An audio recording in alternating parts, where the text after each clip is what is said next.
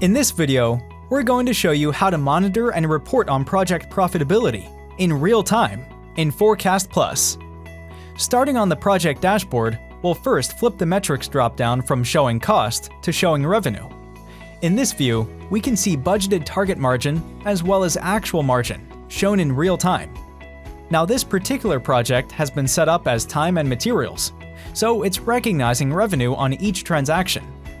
To drill down on the details of how this actual revenue and margin are calculated, we can look at the profit of each project transaction in this report down here.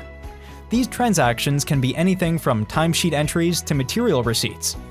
If we sort the report by profit descending, we can see here that some of these transactions have negative margins.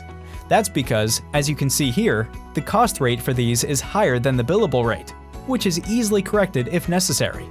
We can also filter or group by resource type to, for example, look at profitability by just labor, or just equipment, or materials, etc.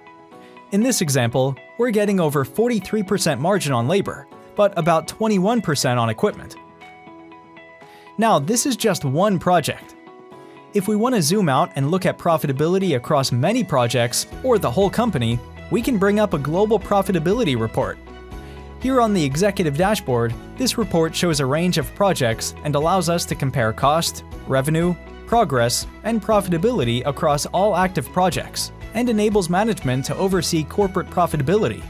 We can also configure these reports to include historical projects. And because all this data is delivered in real time, project managers can take early corrective action when they're not achieving their profitability expectations.